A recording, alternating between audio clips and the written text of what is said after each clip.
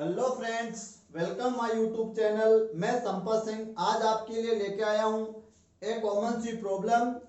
आज की जो भाग दौड़ भरी जिंदगी है उसमें एक सामान्य जो कॉमन एक समस्या मिल जाती है लगभग 10 से 20% लोगों में भारतीय जनसंख्या के अंदर, और वो है स्लिप डिस्क की प्रॉब्लम।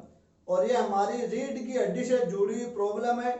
ये कोई रोग नहीं है, ये कोई रोग नहीं है, ये कुछ एक टेक्निकल सी प्रॉब्लम है रीढ़ की हड्डी के अंदर, जो नॉर्मली सामान्य योगाभ्यास करने से या सामान्य कुछ क्रियाकलाप करने से सही हो जाती है, या कुछ गंभीर स्थिति में, कुछ कॉम्प्लिकेशंस में इसका कोई ऑपरेशन या दवाई वगैरह लेने की जरूरत पड़ती है। तो ये कोई रोग नहीं है, एक सामान्य सी प्रॉब्लम है। यह स्लिप डिस्क जो रीढ़ की हड्डी से जुड़ी हुई है, इसको और किस नाम से जाना जा सकता है तो इसको हर्निएटेड डिस्क भी कहते हैं, हर्निएटेड, और प्रोलैप्स्ड डिस्क भी कहते हैं, और रप्चर्ड डिस्क भी कहते हैं। तो इन नामों से भी इसको जाना जाता है, तो आपको कंफ्यूज होने वाली बात नहीं है, ये सब चीजें एक ही है। स्लिप डिस्क बोल दो, हर्निएटेड डिस्क बोल दो, प्रोलैप्स्ड डिस्क बोल दो, रप्चर्ड डिस्क बोल दो। और एक कॉमन सा जो हिंदी में अगर इसको बोलना चाहोगे, क्या कहना चाहोगे हिंदी में, तो इसको कहते हैं रीढ़ की हड्डी में चोट। तो रीढ़ की हड्डी से जुड़ी हुई प्रॉब्लम है, तो रीढ़ की हड्डी से में चोट आ जाती है, या एक चोट है जिससे काफी दर्द होता है, ऐसे नहीं पीड़ा होती है, तो चलने में, बैठने में, उठने में, पढ़ने में काफी दिक्कत होती है। और ये कुछ समय के लिए रहती है और फिर शांत हो सकती है, लेकिन अगर लापरवाही की तो ये थोड़ी सी गंभीर स्थिति में जा सकती है। अब इसको समझना है कि स्लिप डिस्क क्या है। स्लिप का मतलब था फिसलना, और डिस्क का मतलब एक तरस्तरी। तो यहाँ जो डिस्क है वो फिसलती तो नहीं है, अपनी जगह तो नहीं छोड़ती है, लेकिन क्या होता है वो हम सब देखेंगे इसके अंदर, इस वीडियो में हम देखेंगे। अब इसको समझने से पहले थोड़ा रीढ़ की हड्डी को देख लेते हैं नॉर्मल सी। वैसे हमने रीढ़ की हड्डी, पसलियां वगैरह का हमने सेपरेट वीडियो बना रखा है, उसका लिंक भी मैं आपको डिस्क्रिप्शन में दे दूंगा, देख लेना। फिर भी थोड़ा सा मैं आपको बता देता हूँ कि हमारी जो रीढ़ की हड्डी है उसमें ऐसी छोटी छोटी हड्डियां से वो मिलकर बनी हुई है। तो ऐसी छोटी छोटी हड्डियों को कहते हैं कशेरुकाएं, और ऐसी कशेरुकाएं हमारी रीढ़ की हड्डी में है 33, टोटल 33 कशेरुकाएं हैं, जिनमें से वैसे अगर आप उसको कंबाइंड करके पढ़ोगे तो आपको 26 भी मिलेगी, 26 कशेरुकाएं, या सारे को एक एक को काउंट करोगे तो आपको 33 मिलेगी। कैसे? इनमें से जो 33 कशेरुकाएं हैं उनमें से आपको गर्दन में मिलेगी 7 कशेरुकाएं। उसके बाद हमारा जो सीने वाला जो पार्ट होता है, थोरेसिक पार्ट उसको बोलते हैं, छाती वाला जहां हमारा पसली पिंजर है, उनमें से 12 पसलियां पीछे रीढ़ की हड्डी से जुड़ी होती है, आगे आके वो कोई फ्री है, कोई जुड़ी हुई है, उसका भी हमने वीडियो बनाया पसलियों वाला, वो देख लेना आप। तो यहाँ हमको मिलती है 12 पसलियां जो जुड़ी हुई है, वो 12 कशेरुकों से जुड़ी हुई है, तो इसे याद रह जाएगा। उसके बाद कट्टी यानी हमारी कमर जो होती है उसमें 5 कशेरुकाएं होती है, और फिर 5 कशेरुकाओं से मिलकर एक कशेरुका बनती है, 5 के सहयोग से एक, और फिर 4 के सहयोग से एक, तो इनको त्रिक और अनुत्रिक बोलते हैं। तो ऐसे हम काउंट करते हैं तो 12 और 7 हो गई 19, 19 से 5 हो गई 24, 24 और 5 हो गई 29, और 29 और 4 हो गई 33। और वैसे ये जॉइंट है, 5 के जुड़ने से एक बनी, 4 के जुड़ने से एक बनी, तो ऐसे काउंट करेंगे तो 12 और 7 19, 19 और 5 23, 24, और 24 से ये 25, और ये 26, ऐसे काउंट हो जाएगी हमारी 26। अब ये जो कशेरुकाएं हैं, जो छोटी छोटी हड्डियां हैं, इनसे मिलकर हमारी जो रीढ़ की हड्डी, जो कशेरुक दंड जो हमारा बना हुआ है, इनके बीच में यहाँ कुछ कुशन टाइप, कुछ गद्देदार, कुछ कोमल सॉफ्ट सी संरचनाएं होती है। तो ये वाली कशेरुका हो गई ऊपर वाली, ये हो गई मान लो नीचे वाली। तो इन दोनों कशेरुकाओं को जोड़ने के लिए बीच में इनके जॉइंट पर एक संरचना है, गद्देदार, तकियादार, कुशन टाइप, कोमल सॉफ्ट सी संरचना है, जिसको हम क्या कहते हैं? डिस्क कहते हैं। समझ में आई बात आपके कि दो कशेरुकाओं के बीच में एक गद्देदार, कुशन टाइप आपके कोमल सी संरचना होती है, इसको डिस्क कहते हैं। अगर डिस्क को आप देखना चाहोगे, उस तरस्तरी को जो बीच में लगी हुई है दो कशेरुकाओं के बीच में, तो इसमें जेली सदस्य, जेली टाइप एक लिक्विड भरा होता है, जिसको न्यूक्लियस पल्पोसम कहते हैं। अंदर एक जेली सदृश संरचना, एक तरल भरा हुआ है जिसको न्यूक्लियस पल्पोसम कहते हैं, और बाहर इसका जो ये इसकी जो परिधि है, इसका जो सर्किल है वो एक कड़ी से बना होता है, मजबूत रेशों से या टिश्यू से बना होता है। तो ये संरचना मजबूत होती है और अंदर वो लिक्विड भरा रहता है। अब होता क्या है, स्लिप डिस्क का मतलब यहाँ से जो डिस्क ऑफ स्लिप नहीं होती है, यानी यहाँ से खिसकती नहीं है। वो होता क्या है वो देखना आपको, कि या तो उम्र के हिसाब से जब उम्र बढ़ती है तो हड्डियों का क्षरण होता है, या इसकी बाहरी दीवार के रेशे वगैरह डैमेज हो गए हैं, तो यहाँ कुछ लीकेज हो गए हैं, या कोई चोट लग गई है, या कहीं गिर गए हैं, फिसल गए हैं, कोई चोट लग गई है, या हमने हद से ज्यादा वजन उठा लिया है, अपनी औकात से ज्यादा काम कर लिया है, अत्यधिक शारीरिक परिश्रम कर लिया है, उबड़ खाबड़ जगहों में हम गाड़ी को चला रहे हैं तो काफी समय से चला रहे हैं, या सोकर पढ़ाई कर रहे हैं, उल्टा पुल्टा सो रहे हैं, सोने का पोस्चर, बैठने का पोस्चर सही नहीं, इन कई सारे कारणों से क्या होता है कि जो अंदर का जो संरचना होती है वो फैल कर अपनी जो सीमा होती है उस सीमा से ही बाहर निकल आता है। तो यहाँ कहने मतलब यह है कि जो बीच का जो गद्दी है, जो कुशन टाइप जो संरचना है वो पिचक के बाहर आ जाती है, ऐसे स्लिप होके अलग नहीं हो जाती है, वहां से हटती नहीं, लेकिन ये पिचक कर, सूज कर, फूल कर, टूट कर मतलब खुल सकती है। इसकी बाहरी दीवार जो कड़ी है, जो मजबूत है, वो खुल सकती है, तो अंदर का लिक्विड है वो बाहर लीकेज हो सकता है, या इसमें सूजन आ जाती है। कहने मतलब पिचक के अपनी सामान्य सीमा से बाहर निकल जाती है, मतलब जैसे छज्जा निकलता है, छज जाती है, छिज जाती है, छज्जे की तरह बाहर निकल आती है। तो ये किसी दबाव के कारण, चोट के कारण क्या होता है, छिद जाती है, पिचक के बाहर निकल आती है, अपनी एक सामान्य सीमा से ज्यादा वो घेरा बना लेती है, जिससे क्या होता है आसपास की जो नर्व होती है, स्पाइनल जो नर्व होती है, नसें होती है, तंत्रिकाएं जो हो रही है, धमनी शिराएं होती है, उन पे क्या पड़ता है, जब ये सामान्य सीमा से बाहर निकलती है तो उन पर दबाव पड़ता है, तो जो तंत्रिकाएं होती है, स्पाइनल जो नर्व होती है वो दब जाती है, और दबने से क्या होता है, दर्द होता है, और जिस अंग से जुड़ी वो जो स्पाइनल नर्व होती है उसमें सुन्न हो जाता है और उसमें दर्द होने लग जाता है। इसी स्थिति को हम क्या कहते हैं, स्लिप डिस्क कहते हैं।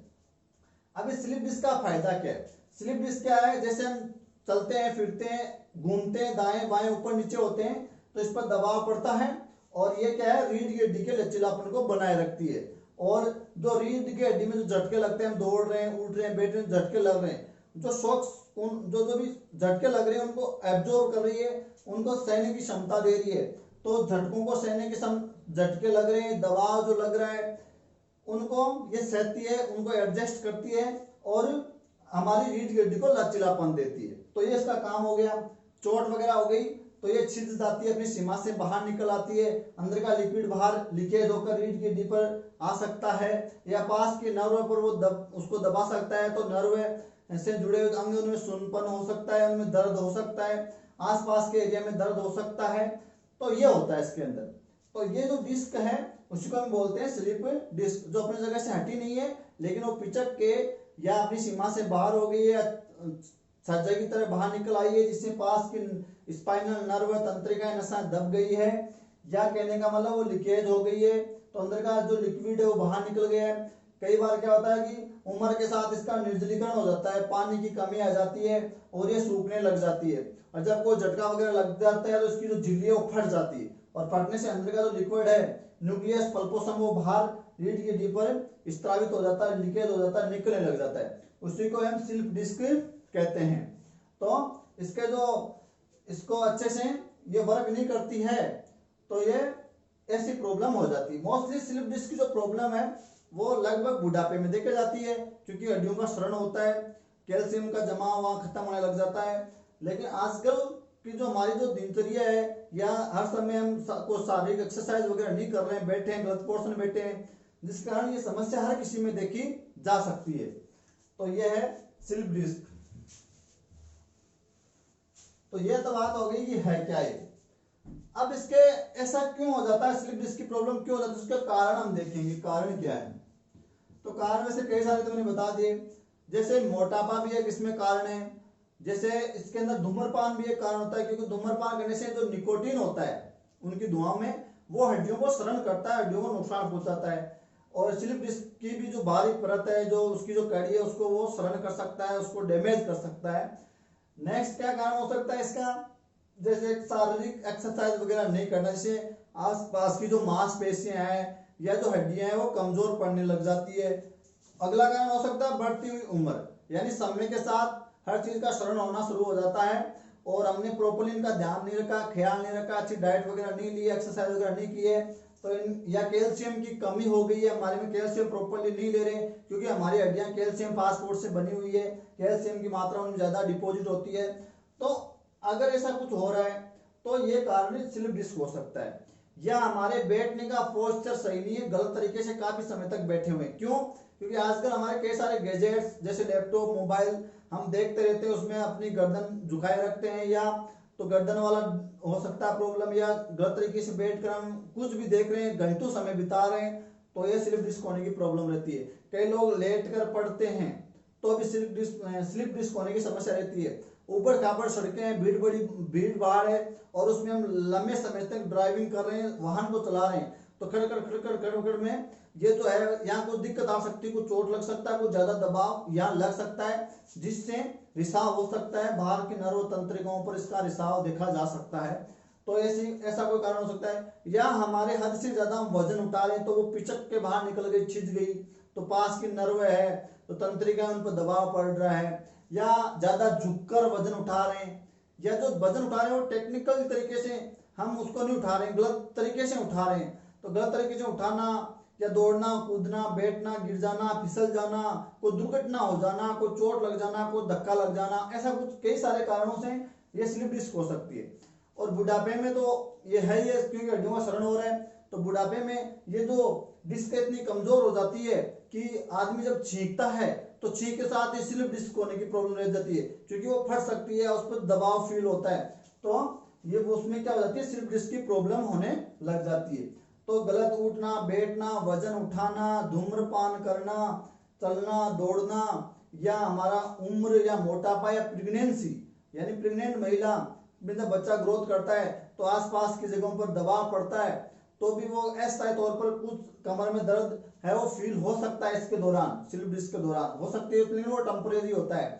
तो इन सब कारणों से, या हम ज्यादा शारीरिक श्रम कर रहे हैं, या एक्सरसाइज बिल्कुल नहीं कर रहे हैं, धूम्रपान दबा के कर रहे हैं, तो इन सब कारणों से क्या हो जाता है, स्लिप डिस्क हो जाता है। या सोने का पोर्शन हमारा सही नहीं है, तो ऐसे में क्या होता है, स्लिप डिस्क हो जाता है।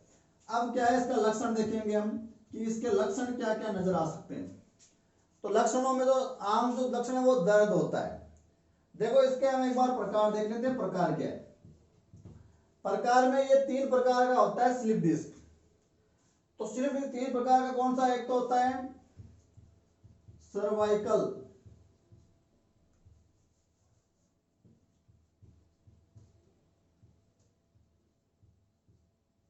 Cervical slip disc. Cervical slip disc कहाँ होता है, गर्दन में होता है। तो ये कहाँ होता है, हमारी गर्दन में होता है। तो गर्दन की जो कशेरुकाएं उनके बीच में जो गद्देदार जो संरचना है, जो डिस्क है, उसमें प्रॉब्लम आ जाती है, तो क्या हो जाता है, सर्वाइकल डिस्क स्लिप या स्लिप डिस्क हो जाता है। और इसमें मोस्टली जो हमारा जो गर्दन है या हमारे जो सिर का जो नीचे वाला पोर्शन है, हमारे जो कंधे हैं, हमारे हाथ है, उनमें दर्द देखा जाता है। कंधे में दर्द होना, हाथों में सुन्नपन होना, दर्द होना, मस्तिष्क के नीचे वाले पार्ट में दर्द होना, इसमें ये लक्षण नजर आते हैं। तो ये गले से जुड़ी हुई प्रॉब्लम है। सर्वाइकल यानी गर्दन वाली जो डिस्क होती है उनमें दिक्कत होता है, तो कंधे में, सिर के नीचे वाले भाग में, हाथों में दर्द और सुन्नपन देखा जा सकता है। और ये 5वीं, 6वीं और 6वीं और 7वीं जो कशेरुकाएं उनके बीच की जो स्लिप डिस्क होती है उसमें ज्यादातर ये होता है। दूसरा जो प्रकार आता है वो होता है थोरेसिक, थोरेसिक स्लिप डिस्क या डिस्क स्लिप। थोरेसिक यानी हमारे सीने वाला पार्ट, जहां हमारी थोरेसिक जो कशेरुकाएं होती है T1 जिसको बोलते हैं, T1 से लेकर T12 तक, यानी थोरेसिक जो 12 कशेरुकाएं, उनमें ये प्रॉब्लम हो जाती है, उनकी जो डिस्क हिल जाती है या दबाव या कोई चोट लग जाती है। लेकिन थोरेसिक जो कशेरुकाएं उनमें कोई प्रॉब्लम होने की संभावना बहुत कम होती है, माइनर देखा है, बहुत कम प्रॉब्लम होती है थोरेसिक स्लिप डिस्क। गर्दन में तो नॉर्मली हो जाती है, वजन वगैरह उठाने से या कोई झटका वगैरह लगने से या कोई चोट लगने से या धक्का लगाने से अचानक, तो ये तो हो सकता है, लेकिन ये बहुत कम मिलता है। जो हमारे सीने वाला जो क्षेत्र है, रीढ़ की हड्डी का बीच वाला पोर्शन है। और तीसरा इसका प्रकार होता है स्लिप डिस्क का। स्लिप डिस्क के प्रकार है सर्वाइकल, थोरेसिक, और तीसरा होता है लंबर। लंबर यानी हमारी कटी यानी कमर। तो ये सबसे ज्यादा आम देखी गई स्लिप डिस्क है, यानी हमारी कमर जो है उसमें दर्द ज्यादा होता है। तो कमर हम झुक रहे हैं, इधर उधर हो रहे हैं, चल रहे हैं, तो बहुत ज्यादा दर्द फील होता है, चल नहीं पाता है आदमी, सो नहीं पाता है, सोने के दौरान ज्यादा दर्द होने लग जाता है। तो ये लंबर वाला ज्यादा देखा गया है। और ये जो लंबर जो 5 मैंने अभी बताए थे, उनके बीच की जो कशेरुओं के बीच की जो डिस्क है, उनमें जो प्रॉब्लम आ जाती है, वो पिचक के बाहर निकल आती है, या उनका घेरा बढ़ जाता है, वो लीक हो जाती है, डैमेज हो जाती है, तब लंबर स्लिप डिस्क हो जाता है। तो ये 3 प्रकार है। अब यहाँ दर्द हो रहा है हमारे हाथों में, कंधों में, यहाँ दर्द होता है हमारे सीने में, या जो हमारी पीठ वगैरह का आसपास का क्षेत्र वहाँ। और लंबर वाले जो कमर वाला, उसमें जांग और हमारा कोल्लू, हमारे जो जननांग है, उनमें इसमें दर्द देखा गया है। पैरों में सुन है, अंगूठों में सुनपन है, या वहाँ सूजन है, जननांगों में सूजन या दर्द है। दर्द नॉर्मली इसमें होता है। तो ये लंबर में कोल्लू, फीमर की जो आसपास का जो हमारे जांग वगैरह, उनमें दर्द देखा जाता है। अब बात करें लक्षणों की, तो लक्षण में अभी बता रहा था कि जो भी पोर्शन में से ये जो स्लिप डिस्क है वो रीढ़ की हड्डी के कौन से भाग में भी हो सकता है। वैसे कोई परमानेंट जगह नहीं है, लेकिन कहीं भी हो सकता है। तो जहां भी ये होता है वहां क्या देखा जाता है, दर्द, असहनीय पीड़ा, खतरनाक वाला दर्द है वो होता है। और वहां थोड़ा सा जलन भी फील होती है, और थोड़ी झंझनाहट सी महसूस होती है, सुन भी हो जाता है वो पार्ट। तो सुन होना, झंझनाहट होना, जलन होना, दर्द होना, जिस जगह वो हुई है उसके आसपास के एरिया में भी वो दर्द फैल सकता है। अभी मैंने बताया हाथों में चला जाता है, पैरों में चला जाता है, जननांगों में, कंधे में, सिर के नीचे वाले पार्ट में वो दर्द है वो फैल सकता है ऐसे। और लक्षण क्या है, चलने में दर्द होना, जब हम चलते हैं तो दर्द होता है, और व्यक्ति ज्यादा नहीं चल पाता है। नेक्स्ट लक्षण क्या होता है, सोने के दौरान दर्द और ज्यादा बढ़ जाता है। अगर हम सही पोर्शन में नहीं सो रहे हैं तो वो दर्द और ज्यादा वो बढ़ जाता है। उसके बाद हम खांसते हैं या छींकते हैं तो ऐसा लगता है कि शरीर में कोई करंट का झटका लगा है। तो खांसते समय या छींकते समय शरीर में करंट का सा झटका फील होता है, तो वो भी इसका लक्षण है। साथ में बेचैनी होती है, आदमी को ये दर्द होता है, या चल नहीं पाता है, बैठ नहीं पाता है, उठ नहीं पाता ढंग से, तो आदमी को बेचैनी होने लग जाती है। तो बेचैनी होना, इसके साथ ही चलने में, उठने में, बैठने में, दौड़ने में सभी में दिक्कत होने लग जाती है, दर्द होने लग जाती है। वो पीड़ा को लिए हुए आदमी घूमता रहता है, कोई वजन को उठा नहीं पाता है, उसमें भी उसको दर्द होता है। इधर उधर वो गर्दन में तो उसको मोड़ नहीं सकता है, कमर को मोड़ नहीं सकता है, उसमें उसको काफी दर्द का सामना करना पड़ता है। तो वो एकदम स्तब्ध हो जाता है, एक जगह सा रुक जाता है, या शरीर के एक पोर्शन में ज्यादा दर्द होना, एक में कम होना, या हाथ पैरों में सुन होना, अंगूठे में सुन होना, या वहां दर्द और अंगों में फैल जाना। क्योंकि अभी मैंने बताया कि वो क्या करता है, जो ये जब छिद जाती है, बाहर निकलती है, तो नर्व दब जाती है, नसें दब जाती है। तो नसें वगैरह दब जाती है, तो नसों का काम जैसे मान लो ब्लड की सप्लाई करना है, या मैसेजों का आवागमन करना है, संदेशों को ले जाना है, तो वो दबने से क्या हो जाता है, वो अवरुद्ध हो जाता है मार्ग, जिससे आगे का जो भाग है वो सुन्न हो जाता है, या उसमें कहने का मतलब झंझनाहट सा या सुनपन या दर्द देखा जा सकता है, क्योंकि वो नर्व को इफेक्ट भी कर रही है, साथ में नर्व को दबा रही है, नसों को दबा रही है स्लिप डिस्क में। तो उससे क्या है कि लगभग पोर्शन में क्या है कि दर्द की शिकायत होने लग जाती है। तो ऐसे कुछ लक्षणों के आधार पर आप इसको पहचान सकते हो। और नेक्स्ट बात करें, ये हो गए कारण हो गया, लक्षण हो गया, प्रकार हो गया। अब बात करेंगे बचाव के उपाय क्या करें। बचाव के उपाय, तो हम इसको बचने के क्या उपाय करेंगे, तो शारीरिक श्रम आपको हद से ज्यादा नहीं करना है, अपने औकात के हिसाब से हमको वजन उठाना चाहिए, ज्यादा नहीं उठाना चाहिए, कोई आड़ूपना जिसको कहते हैं वो नहीं करना चाहिए। और सोने के दौरान विशेष ध्यान रखना चाहिए, एक निश्चित जो है वो सीधा सोना चाहिए, या अगर हम लेट के सो रहे हैं तो हमारे घुटनों के बीच में तकिया वगैरह रख लेना चाहिए, या कुर्सी पर बैठ रहे हो तो उसके नीचे भी कोई तकिया वगैरह या फोम वगैरह लगा लेना चाहिए, या लंबे समय तक बैठे नहीं रहना चाहिए एक ही पोर्शन में, अपनी जो है वो करवट को इधर उधर बदल के, या गैजेट्स के सामने ज्यादा समय आपको नहीं बिताना है, धूम्रपान वगैरह नहीं करना है, अच्छी डाइट लेना है, मांसपेशियों को मजबूत रखना है तो एक्सरसाइज करना है, योगाभ्यास करना है, शारीरिक परिश्रम करना है, लेकिन वो भी हद से ज्यादा नहीं करना है, हद से ज्यादा वजन नहीं उठाना है। और जो भी आप दौड़ रहे हो, किसी वजन को उठा रहे हो, तो उसमें थोड़ा सा टेक्निकल होना, थोड़ा सा शरीर को वार्म अप कर लेना पहले, या किसी मशीनरी का सहारा ले लेना, ताकि आपके जो ये डिस्क है उस पर कोई दबाव फील ना हो ज़्यादा। तो इस चीज़ों का, झटकों का, गिरने का, फिसलने का थोड़ा ध्यान रखें। वैसे तो कभी कुछ भी हो सकता है, किसी चीज़ का पता नहीं चलता, लेकिन थोड़ी सी सावधानी हम रख सकते हैं। जैसे स्मोकिंग नहीं करेंगे तो निकोटीन जमा नहीं होगा, और अच्छा कुछ खाएंगे तो मांसपेशियां, तंत्रिकाएं अच्छे से काम करेगी, और एक्सरसाइज वगैरह करते रहेंगे तो ये अच्छी रहेगी, मजबूत रहेगी। और जैसे मान लो कि वजन उठाने में कुछ टेक्निकल हम चीजें काम ले रहे हैं, दिमाग से काम ले रहे हैं, मशीनरी का काम ले रहे हैं, क्योंकि ज्यादा वजन हम अपने बलबूते पर नहीं उठाना चाह रहे हैं, नहीं उठाना चाहिए। या कैल्शियम की मात्रा प्रॉपर रखेंगे तो हड्डियों में ये सड़न वगैरह नहीं होगा।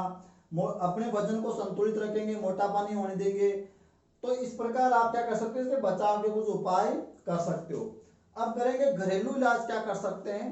वैसे इलाज की बात करें तो इसके लिए दर्द निवारक दवाइयां मिलती है, या बहुत ज्यादा कॉम्प्लिकेशन हो जाते हैं तो स्लिप डिस्क को वहां से, जो डिस्क है उसको हटाकर वहां कृत्रिम आर्टिफिशियल डिस्क लगा दी जाती है, या सर्जरी द्वारा, ऑपरेशन द्वारा, दवाइयों द्वारा, या एक्सरसाइज द्वारा इसको शांत किया जा सकता है।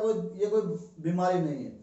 और कुछ घरेलू इलाज भी आप कर सकते हो। घरेलू इलाज की मैं बात करूँ, जैसे लौंग और काली मिर्च का पाउडर बनाकर उसको पीना चाहिए। सरसों का जो तेल है उसमें जो लहसुन की जो कलियां होती है उसको उसमें गर्म करके जो तेल होते है उसकी मालिश करनी चाहिए। नारियल का तेल की मालिश करनी चाहिए। और ऐसा आप कर सकते हो कुछ। और जो सेंधा नमक डाल के गुनगुने पानी में उससे स्नान करना चाहिए। सेंधे नमक वाले पानी को गर्म करके उसकी भाप से सेक करना चाहिए। ऐसे कुछ करके, एक्सरसाइज वगैरह करके, कुछ योगाभ्यास करके आप इस पर आसानी से घर बैठे काबू पा सकते हो। लेकिन लापरवाही से ये थोड़ा सा गंभीर हो सकता है।